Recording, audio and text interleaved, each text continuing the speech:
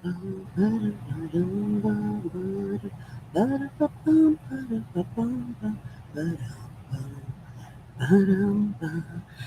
kia ora, Helen Brown taking you live from Sun City in Arizona. Hope you're having a super fantastic sparkling day. Welcome to Before the Dirt Nap podcast number 1158. Is that right? Hang on. Did I remember to change the number today? Yes, we did. Okay, we're good. We're good. Okay, so tonight, sorry. So tonight, I hope we're having a super fantastic sparkling day. It's been an awesome day here. I got to have a couple of really great conversations today, and even have one of those conversations set up to be on the podcast on call number. Hang on.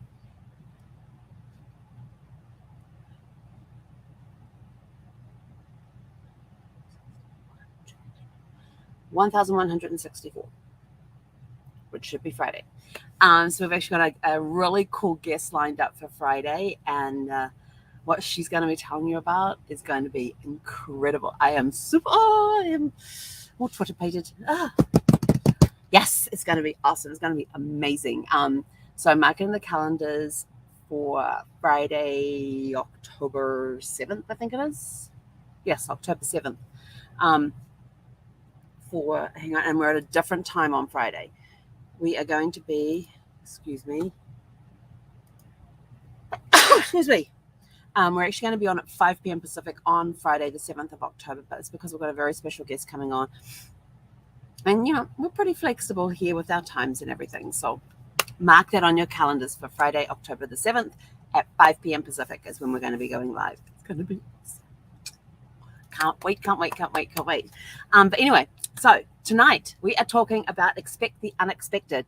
And I've already had people message me to say that I misspelt the banner that I have up for this podcast. And the answer to that is thank you very much for being observant, but no, it was intentionally done. So the thumbnail we have for this video, when we did the announcement and what will appear on the YouTube channel in the playlist, is intentionally misspelt because we're all about expect the unexpected. So there you go. That's why it was misspelt. So it would be unexpected. And you weren't ready for it. So what is expect the unexpected? Well, I thought of this one today. Well, I actually got inspired for this one today by friends and clients who are currently traveling and their flights got delayed. And I said, wow, your vacation has now become an adventure. And some people don't realize that. They think, we're going on a vacation. We're going to have a great time, blah, blah, blah, blah, blah. They've dotted all the I's, crossed all the T's. Everything's perfect. Everything's on time. Everything's arranged. It's going to be the perfect vacation. Well, let me tell you about perfect vacations. Yes, you can have a vacation where everything goes to normal all the times, nothing goes wrong, everything goes beautifully and smoothly. But guess what? The ones you remember the most are the ones where the unexpected happened, where you had a flight delay, where your luggage got lost, there was a tsunami, there was an earthquake, there was a fire, there was some sort of emergency, there was a coup in the country, a military coup in the country that you were visiting. Those are the ones that you remember the most, and those are the ones you talk about. You can have the most perfect vacation over here where, as far as you're concerned, everything went off smoothly, it was a great time, nothing went wrong. But the ones you remember and talk about the most is where something went wrong. And you take everybody through those little gritty details and everything else. The cruises I remember the most. The one where we got stuck in an inside cabin because Brad was quarantined with a stomach bug. It turned out he had a bacterial infection in his gut.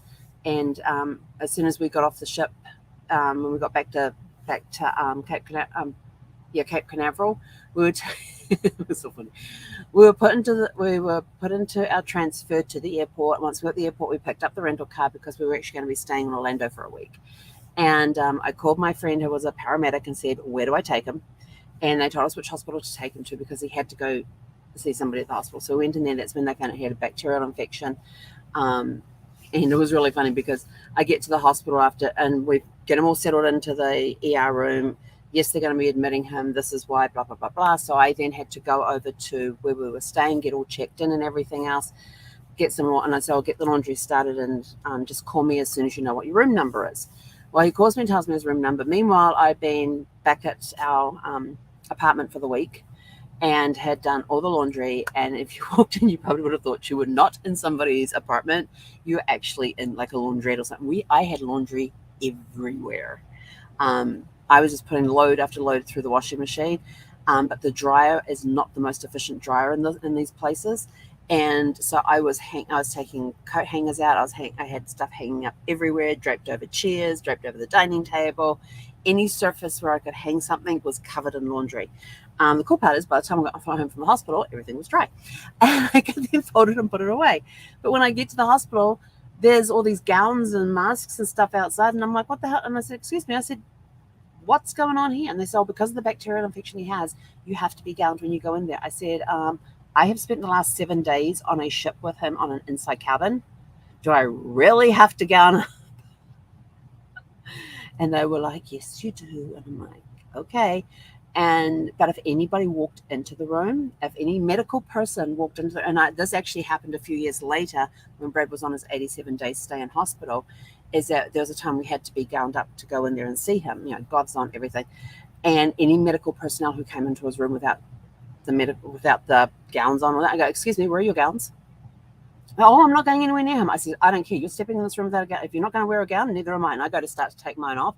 Oh, and they'll quickly go out and put it on. So they knew not to come into the room. If there was a sign outside that said you had to be gowned up, they had to be gowned up because I would turn around. Right. If you don't think that you don't have to be gowned up, then I'm not going to wear mine. They were hot. They were horrible. They were yucky to wear.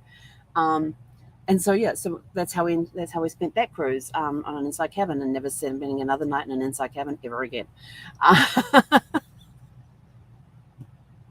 I mean, it was nice, and the fact that it was super dark in the middle of it could be super dark in there if you didn't have any lights on was awesome, because when I like to take a nap, I like it dark. That was the only positive it had going for it at the time. But when you're stuck in there with somebody who is sick, it's like, you just want to open up step out on the balcony, get that fresh air coming in and all of that sort of stuff. And you couldn't do that. So after that, we never stayed in an inside cabin again. Our trip to Europe, remember it vividly because I got sick on that one. There was a 24-hour stomach flu going on. And I can tell you the exact person who brought it on board the ship. They never should have stepped foot on the plane in the first place. They were telling us on the bus ride from the airport to the hotel where we were staying for 2 nights before going to the ship, because we were in Prague, about how sick she had been and she hadn't kept any food down, but she didn't want to miss the trip. And this was a travel agent, and I'm sort of like, yeah, I get it. You have no concern for other people and the fact that you're probably still contagious. And sure enough, half of the ship and half the passengers and crew came down with a 24-hour stomach flu. So I remember that trip vividly. So there's little things where incidences happen, where your flight is delayed, where your flight is diverted, where storms come through. Remember the time that we were staying in Mexican Riviera, and we were there for a cruise planners convention. Beautiful resort. They were a gorgeous, gorgeous resort. We had a lot of fun there. We had plenty of time to spend by ourselves. We were going around. It was the first time I ever did video interviews, and I've actually put some of them up on Facebook. And I interviewed the person who was at the activities desk. We could go and sign stuff out and that sort of thing. And that video still gets a lot of hits today, even though it's, I don't know however many years later. But I remember that one because Hurricane Rita came through, and we all had to be buttoned down and hatches. They took off all the Wi-Fi stuff that was on top of the individual buildings, all got taken down. Those that were staying in hotel and rooms on the beachfront all got moved inland towards the other ones. There was basically a line at the resort. Anybody beyond that line, the windows all got boarded up. Everybody got evacuated out of that area. All the restaurants were closed down. The only places that they had available to eat was the restaurant that was in the main building. They had the conference room. They had a big meeting hall area open that was open there. It was all accessible inside. It was the only place you could get Wi-Fi. We'd go up there in the evening. There were people everywhere, all over the floors, all the couches, on the chairs, sitting on tables, everywhere there was people. And most of the cruise planners had left because we had just finished a convention, so most of them had managed to get the flights out and all of that. But Brad and I had elected to do the 2-night extra stay because the full day that we were supposed to be there, we were supposed to be doing tours of other resorts. Of course, those all got cancelled because of Hurricane Rita. So, I'm outside walking around in this, and I'm going, this is supposed to be a hurricane? And Brad goes, yeah. I said, this is nothing. He looks at me and goes, what do you mean? I said, I used to live in Wellington in New Zealand. Hello, no, windy Wellington. It's known that name for a reason, has earned that name for a reason. I said, I've walked in winds, bent over trying to get through the things. I said, I'm walking upright here. I said, this is nothing compared to what we've had gale force winds in New Zealand. This is nothing. So I remember that one. And the cool part is on the way home, on the flight on the way home, and I called the insurance company, let them know exactly what was happening. They told us exactly what we had to do. I said, our flights, we're supposed to be flying out Friday. Our flights got cancelled due to Hurricane Rita coming in. This is where we are. This is what we're doing. And they said, okay, here is your claim number. We're sending you the form to start. She says, keep copies of all the receipts so we can reimburse you for all your extra night stays and everything else. She said, you will have to pay everything in advance and then just submit the receipts to us. Less than 2 weeks after we got back, everything had been refunded from our extra 2 days. We got our laundry done. We got the flight. The flights had to get changed, so there were all the change fees for that were included. Our extra nights at the resort were included. Any expense that we had, except for personal shopping, any expense that we had that we incurred on those 2 days, all reimbursed in less than 2 weeks. And this is why when you expect the unexpected, make sure you have travel insurance. Make sure you have travel insurance. Also, too, there's a really cool program that the government, and I know it's the government, but it comes in very handy. It's called STEP. And do I still have that window open for it? It's called Smart Traveller Enrollment Program, STEP, step.state.gov. And I'm not sure if I put it in the notes or not, but basically, if you are traveling internationally, they want you to enroll in this program. So if there is ever an emergency in the area that you're in, the embassy knows that you are there and will do what it can to assist you. You'll receive important information. This is what it says on the website. Receive important information from the embassy about safety conditions in your destination country, helping you make informed decisions about your travel plans. Help the U.S. Embassy contact you in an emergency, whether natural disaster, civil unrest, or family emergency, and help family and friends get in touch with you in the cases of an emergency. So if for some reason the numbers that you have given the person who is keeping track of that stuff don't work, or they can't get hold of you, they can contact the embassy, and the embassy has your contact information as well and has your itinerary, knows where you're staying and that sort of thing. Great program, especially if you're traveling. If there's military coups, they then know how many Americans are in the country and how many they have to try and get out. And those are the ones that they will take first over those that just show up on the doorstep, because they already know that they're there. The other ones are going to go through the whole enrollment program. It takes like 5 minutes to enroll on this thing. They also have, I was just looking at this just before, in my little travel thing, I have, where is it? There it is. They have one called Smart Traveller. It's an app, and you can pull up the countries, and it's like all the countries alphabetical, so you can go in there and see the country you're listening to, and it tells listening to.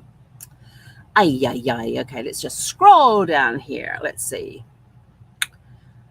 Maldives. M's come up. Maldives. So Maldives is it a status 2? Exercise extreme caution.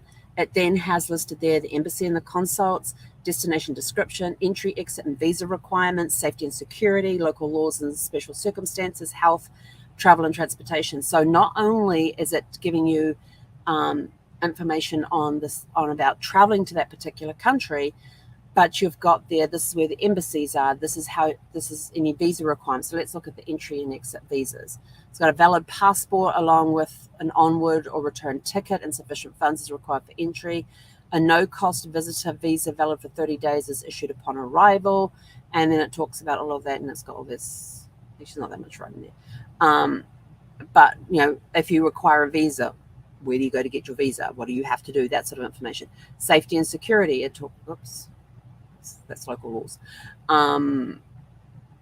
They talk about the safety in the country and things like that, where you can go.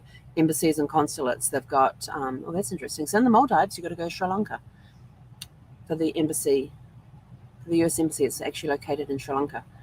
And they've got telephone numbers there. And the telephone numbers, I don't know if you can see this, are actually highlighted, so you can press the key and it will call it for you. And then they've got email addresses there as well. So you can actually tap on the links to go to different things. So it's a really cool app to have when you're planning. And down the bottom here, it has, I don't know if you can see, it's got STEP. And if you click on STEP, Smart Traveler Enrollment Program, it takes you right to the page where you can enroll for your travel. Sign into existing accounts for a new user, email alerts, subscriptions. So you can actually subscribe for email alerts for the countries that you're going to be visiting. It talks more about the program and that sort of stuff. So that's actually on there. And then it's got there's an advisory button, and these are the different color codes. So if you click on a country, they've got the different color codes there, and they talk more about them. And on the more button, you've got Twitter, Facebook, and clear cache data. Oh, that's very interesting. Another one that is really good when you're traveling is called Trip Whistle. Hang on, is it whistle or whistler? Hang on. Trip Whistle. It's one word. It's called, Trip Whistle. And when you click on Trip Whistle, this here gives you, down the bottom here, you have, let's see if I can remember these. The star is police. The middle one is your ambulance, your paramedics, and the last one is fire. So whichever service you want, it's got the numbers underneath. When you press the button, it can connect you to the local emergency number. So it has the emergency numbers written underneath. It's got what your address, where your current location is. It even puts your coordinates up the top there with longitude and latitude, the physical address of where you are. It even has a map that you can take you and show you exactly where you are. It talks about the program. So it's all, you've got to have your GPS thingy turned on. But it's great. So if you are in a different country, so for example, let's scroll down here. British Virgin Islands. So if you select the British Virgin Islands, again, it comes up with your current coordinates and your address. But for the emergency numbers, instead of being 911, it is 999. And you can actually just press those buttons and it will connect you with the emergency services within that country that you're in. So that's a really good one. It's called Trip Whistle. So wherever you are in the world, you can pull this up. As long as you've got Wi-Fi service and stuff, you can just press the button and you're good to go. So those are two really good apps to have on your phone, the Smart Traveler and the Trip Whistle. But, always expect the unexpected. Be prepared for it. With your own personal documents, your passports, your visas, your travel insurance, all of that information, make sure you make copies of everything. And not only physical, but digital as well. And Cruise Planners, we have the My Trips app. And that allows our clients to upload copies of their passports and any documentation that we have for them regarding their travel and all of that, with all of their boarding passes and everything else. We upload those documents to their app for them so that they've got access to all of that electronically while they're traveling. We advise the clients to put their passports on there, any visas that they have. So they have electronic copies of anything. So if anything should happen to the physical copies, we still have electronic copies. And with the electronic copies of the passports and stuff, it can make getting the passports replaced a little quicker, especially if you're overseas traveling. Also, to make sure that whoever is your emergency contact back at home has copies of everything, including all your itinerary, all the hotel numbers, the ship numbers, everything. When I travel, I have my 3 boys get an email. My parents get an email and goes, here's the details. This is where I am. This is where I'm going to. Here's the number of the campground I'm staying in. If I've got the itinerary already printed out, when I was traveling around a lot, I would email them, hey, leaving this campground, here's my itinerary for the campgrounds till I get to Florida. This is where I'm going to be staying these nights. Here's the numbers for the campgrounds and all of that. And as they could contact me, if they couldn't get me on my cell phone, they had another way of contacting me. If I'm traveling internationally, they one of them will have copies of all my travel documents, my passport, my visa, any visas required, and any of that information, just to make sure, so if anything happens to that paperwork, including medical insurance, travel insurance, all of that. They've got copies of everything. And because the one that I put as my emergency contact is also the executor of my estate and stuff, they have the whole kit and caboodle. So if anything should happen while I'm overseas, they know what's needed done and all of that sort of stuff. You can go that far. You may not want to go that far, and that's okay. But make sure that you expect the unexpected, because that's when the trips can turn into interesting. And when you start talking to people about your vacations, the ones you're going to talk about the most are the ones where something happened. Whether you got sick, a vehicle broke down, the ship broke down, you had to pull over, the riverboat had to pull over to the side to allow the paramedics on board so they could see to one of the passengers.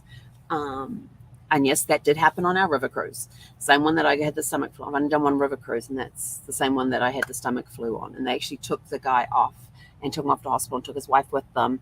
And then they met us further down the river when he stayed overnight, and then got back on board the boat the next evening. 2 days later, they joined back up with the ship again, and the ship kept in contact with them the whole time, so they could make arrangements to get them back on board and that sort of thing. So, have copies. As long as it says have copies of all your documentation and all of that. And expect the unexpected. Whenever I go traveling, I have my little bag with, and this is why in your carry-on bag, always carry your medication. Have your main medication with you. You can have backups in your checked bag if you need to. I did a talk for an ostomy association where you can have cheapers, all the different ostomies, colonoscopy, ileostomies, nephrostomies. I never had the bladder one. So there's all sorts of different ostomies that you can have, and there's different supplies you have to carry. And so the rule of thumb was, so you didn't get weighed down, was carry some on your person with you in your carry-on luggage, have some in your checked bag, have some in your spouse's checked bag, so that the two checked bags both had supplies in, and you had stuff with you that was enough for your trip, plus a couple of days in case anything happened to your luggage. And then spread it between the two. Don't put everything in one check bag, split it between the two check bags, because the likelihood of both bags going missing, not as strong as if everything's in one. If out of two bags, if one's going to go missing, it's going to be the one that you've got all your supplies in. So split it between the two. It's Murphy's Law. So expect the unexpected. And so I did a presentation on traveling with Ostomy Supplies, because some of them actually have to carry scissors because it's required, because they've got to do some cutting and slicing and all that sort of stuff. And it's got to be part of medical equipment, so it's making sure you have the right type of scissors that can allow you to take them on board a plane with you. And so they've got the medical stuff that they need to say that this is required medical supplies. And some of them even have it in a little bag with a little first aid thingy on it as well. And some of them will not put them through the scanners. They actually have them hand checked. One person there, they keep some gloves in the outside pocket. So whenever it comes to, if anybody wants to open their supplies, they say, "One moment, please." And they pull out a couple of gloves and says, "You need to put these on first, please. Or change the gloves that you're currently wearing, because these are sterilized products." Even though they were all in sterilized sealed bags and everything else, they just wanted to make sure. And I'm sort of like, I like that. That's pretty cool. But make sure that you have copies of everything, and takes copies of prescriptions. Oops. Hi, Mama. If you are on prescription medication, make sure you have copies of your prescriptions should you need to get them filled while you're away if something unexpected happens to the ones that you have with you. Especially if you're going to be on a ship, always make sure you carry your medication on board with you. As a carry-on, do not put it in your checked luggage, because if you need the medication before your bags catch up with you later that evening, some bags will be there before you leave port. Other ships, your bags may not arrive until you're at dinner or at the evening show, and you may be past your medication time at that time. So make sure you carry medication on board with you. It's just going prepared. And what happens if you lose your medication? What can you do? What options do you have? Or if something goes wrong, if you slip and fall on the ship, what do you do? If you slip and fall while you're on a tour, what do you do? If you get left behind because of injuries and stuff and you're in hospital, what do you do? Who do you contact? And so having those numbers with you, and especially the Smart Traveler app, having that with you that gives you the numbers of the embassies and the consults will help you a lot too if you need their assistance. If you get laid up in hospital and you can't continue your tour, yes, you have the travel insurance company. In fact, one of the insurance companies will actually, if you're in a country, they will actually have a representative come and meet you at the hospital, especially if it's in a country where English is a second language or is not spoken at all. So they then have somebody come down, they stay with you, they do all the translation for you. They get the paperwork all taken care of. They make sure that you've got the transportation you need to get to wherever it is you need to go when you're released and all of that sort of stuff. So some of the travel insurance companies are really, really good with that sort of thing. On one of my earlier podcasts, like in the Wayback Machine, like about 7 or 8 years ago, I had a woman who was telling her story about the fact that she was stuck by herself. She was traveling by herself in, I think it was Thailand. And she got really sick. And so she called her dad back at home, says, what do I do? He says, call your insurance company, call the travel insurance company. So she called them, explained to them the situation. They told her which hospital to go to. And then when she got to the hospital, she actually had somebody from the insurance company meet her and was a patient advocate that worked for the insurance company. And they took care of everything. They explained everything to her because she didn't speak the language. They were her interpreter. Any paperwork that came in, she had it explained to her by her patient advocate. So she basically had an advocate there with her the entire time that she was staying in hospital. She had somebody with her who was able to translate what the medical team were telling her. They took care of all the hospital bills for her, the insurance company did, so she didn't have to worry about any of that. And then they got her caught up with her, got her back home safely. They made all the arrangements for that and everything. And she said, had it not been for the travel insurance, she says, I don't know what I would have done. There's sometimes you don't need the travel insurance, and other times it's damn good you've got it. So if you are in a country and you do have, and you're looking for, if you're getting ready to go for travel, look at the insurance companies. What do they offer? If you end up in hospital, do you have a number that you can call and say, hey, we're on our way to, either you or your partner, whoever's traveling with you, calls them up and says, hey, this person's heading off to hospital now. This is what's happened. Where do we go? What do we do? And if you have the really good ones, then they will actually have somebody meet you at the hospital to take care of all the paperwork and all of that for you. So check those things out. You never know when you're going to need it. Every time I've had to use the travel insurance, I got a disruption in my trip. That was when Hurricane Rita came in. The next time was when I was on board the river cruise and had the stomach virus. They actually brought a doctor on board the ship who prescribed me with medication. One of the crew members was standing there and doing all the translation because I didn't speak German. The doctor had very, very limited English. And so one of the crew members was there and was able to do all the interpretation for us. And then the crew member took the prescription, went into town, got it filled and brought it back, and then explained all the directions and wrote a note on it that had the English directions of what the German ones said. And so that was on the river cruise. We didn't even talk to the insurance company at that point. It wasn't until we got back that we talked to the insurance company and sent them all the paperwork and everything else. And they sent us, they reimbursed us.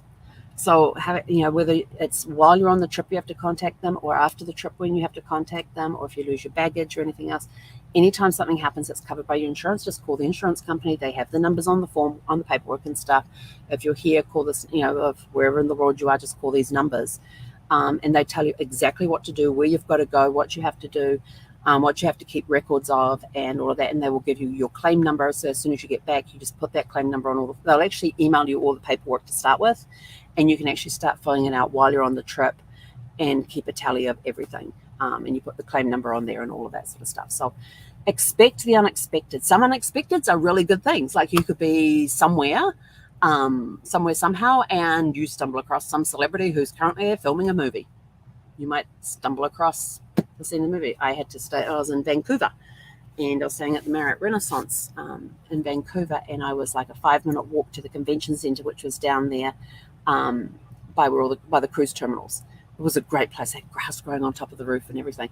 And I was walking from one of the restaurants one night. I was down there for a convention, walking from one of the restaurants one night down the street, and there's these massive piles of like broken concrete all over the place and all that sort of stuff. And then I realized that wasn't actually broken concrete. It was props. They were filming Godzilla at the time. You know, they were filming Godzilla then. They had streets. They had my hotel was here. There was a 4-way intersection right there, and then everything across down the rest of my street was all blocked off. And they were there filming the entire night. They had these big polystyrene lumps of concrete when they had to destroy the buildings and all of that. So it was really cool. You got to see some of the special effects around the area and stuff. And you know, there was a couple of other things that happened, which I'm not going to talk about, that happened that on that trip that made it very memorable. And put it this way, I was sitting there, and one of my friends and I was there as a cruise planner, and one of my other friends who also owned a cruise plans franchises was there as well, and him and I got talking beforehand, and then afterwards I said, "Oh, you remember me telling you about this particular incident?" He goes, "Yeah." I says, "That person that was sitting between us is the one that was involved," and he was sort of like, "Wait, what?" And the whole walk from there across the road to where the food court was, where we went and had lunch, he was like, "No, really? No, wait, what? No." And he was like this the whole time. He was speechless. He could not, I don't even know how he ordered his food. Because the whole time we're standing in line to order food, he would like look at me and he'd go, "What? No, really? No." And all I could do was just laugh. I don't even know how I ended up, because I was laughing so hard just at his expression and his reaction to this incident that had happened, that I had told him about. And then the person who was involved in it happened to be there. And he was just like, "No." It's like, "How? No. No." It just did not comprehend in his brain.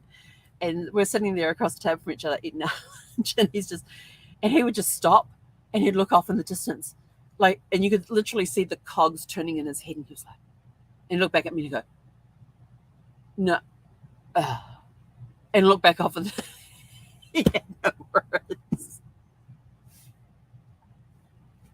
When he finally could talk, we had a very interesting discussion. But just to get him from when I first told him about, pointed out who was involved in this incident, up until about halfway through our meal, and he just couldn't comprehend about the incident I had told him, the person that was involved, and he was just sort of like, "No, are you sure?" It took a while for the brain to comprehend what I'd actually said, and for it to settle down in his brain, for him to understand, and then we had a discussion about it. And that was all part of that trip. It was very memorable. And this is what makes our trips memorable. My first cruise after Brad passed. Completely remember I found a hotel which was a 5-minute walk from the train station. It said it was a 5-minute walk. It did not state it was all uphill on a very rough pavement. So I've got suitcases with wheels on, and so I'm literally dragging these suitcases. I get up there, I'm just a bucket of sweat, and I had 5 minutes to have a shower, get dressed, and go to the restaurant across the road to meet friends who lived in Vancouver. And then that night we had single pane glass in this hotel. This is how old the hotel was, single pane glass. And one of their boilers, I think it was, went dead in the middle of the night. And then for several hours, we had them trying to crank it. It sounded like somebody trying to start up a motorcycle. And it was directly below my window. It was echoing around the buildings and everything else. Tried calling the front desk. It took me several minutes to get through. When I did, "Yes, we're working on it." And I'm holding the receiver going, "Okay, what if I had an emergency and it had nothing to do with what's going on?" And when I mentioned it to them the next morning when I was checking out, they're going, "Oh, yes, we know about that. This is what the problem was." And I'm like, "Well, the person that was working on the desk, I understand that they were overworked and that the phone was ringing off the hook with people complaining about the noise." I said, "But his attitude was not appreciated." They go, "What do you mean?" I said, I could have been somebody who was having issues with something that had nothing to do with what was going on. And all I've got, "We're working on it," click. Not even a hello, no politeness, no nothing. Oh, no apology from the hotel at all. Do you think they're on my list to send my clients to? Absolutely not. They are not on my list. And if clients want to stay there, I'm going to say, "Is there any particular reason you would like to stay there?" And if they give me a good enough reason, I'll go, okay. If they go, why? I'm going to say, this was my experience when I stayed there. I can find you a different hotel that's within the area. There's actually one right across the road from it. And so, yeah, that hotel's got the little black mark in Helen's book of hotels not to stay in. But that was the start of my very first cruise without Brad after he passed. And he passed in September, and this was the following May. And yes, that was a very memorable trip. But the things that go wrong on your trip, or whether the things that don't go right on your trip, whether they are a good thing that goes wrong or a bad thing that goes wrong, whatever it is that goes wrong, it could be you end up unexpectedly meeting somebody you didn't expect to meet. The first cruise with Brad after Brad, I'm sitting down at the table that evening. I had two women who had been best friends since they met at one of their sisters' wedding as flower girls. That a sister was quite older, and they've been best friends since they were like 4 or 5. They were from San Francisco, and very interesting women to talk to. The other couple at the table were a couple from New Zealand. I'm on an Alaskan cruise in Vancouver, and I met a couple from New Zealand. And so the guy told me where they were from, and they were from a place in Auckland. And something in the back of my head says, keep asking questions. So I looked at him and I said, did you always live in that area of Auckland? And he went, no. He said, I'm actually from this little town that nobody knows. I says, try me. Because I know a lot of the little towns in New Zealand. People don't realize this. Yes, I've lived all over the country, in little towns and big towns and cities. And so he told me the name of the town, and I looked at him and I says, you're kidding me, right? He says, why? I said, that's where I spent my teenage years. He's like, what? I said, Waitara is where I spent my teenage years. I said, I was there from intermediate, which is middle school, all the way through high school. I lived there for 6 years, all through my teenage years. And he's like, really? I says, yeah. And we knew a lot of the same people. I said, like, my dad was the local traffic cop. He worked with Albert Soph. And he goes, oh, Albert Soph and I went to school together. And I would mention people's names. Go, oh yeah, we were at school together. We were at school, because he was born and raised in this little town of 6,500 people, and I'm in Vancouver on a cruise ship to Alaska. Talk about small worlds. Then, oh no, that's another story for another day, because it's not a vacation story. So that trip became memorable because there was a pleasant unexpectedness about it. So you got the bad unexpectedness, and you got the pleasant unexpectedness, and that was a pleasant one. So you can have good things that will happen while you're on a trip that take it from being just a regular vacation with all the I's dotted and the T's crossed. I always have to think about that one. Where everything's going along smoothly and perfectly and all of that. But it's the unexpected that when it happens, whether it's good or it's bad, when it happens, that suddenly makes that vacation an adventure. So would you rather have a vacation, or would you rather have an adventure? And when it comes to being an adventure, always, always, always be prepared for the unexpected. Be prepared for good things to happen unexpectedly. Be prepared for bad things to happen unexpectedly. And if you've got everything in place, everything will get taken care of rather smoothly, or it makes it even more of an adventure if you've got to go outside and do other things as well. So one bad thing can lead to another bad thing that can lead to a good thing. Just remember that there's always sunshine on the other side. It may seem like it's dark, but what was that? It was a stick-up I did. It said, you're not in a tunnel without the light on. You're just... No, I can't remember that saying, so I'm not even going to bother attempting it. But always remember that no matter what happens when you're on vacation that is unexpected, good or bad, it suddenly takes it from being a vacation to being an adventure. So would you rather have a vacation or an adventure? And just remember, just think about, if you don't believe me, think about the stories that you tell of your vacations. Did something happen on that vacation, and that's why you're telling it? And which are the ones that you remember the most? The ones you remember more clearly and in more detail are those where something unexpected happened. The ones that were the perfect ones that went very smoothly, you very rarely talk about them. Think about that. You very rarely talk about the ones that was perfect, went very smoothly. Think about that. So would you rather have an adventure or just a vacation? Anyway, that's it. I'm out of here. Have a super fantastic sparkling evening. Catch you guys back here 6 o'clock tomorrow. Hey, Cornetta.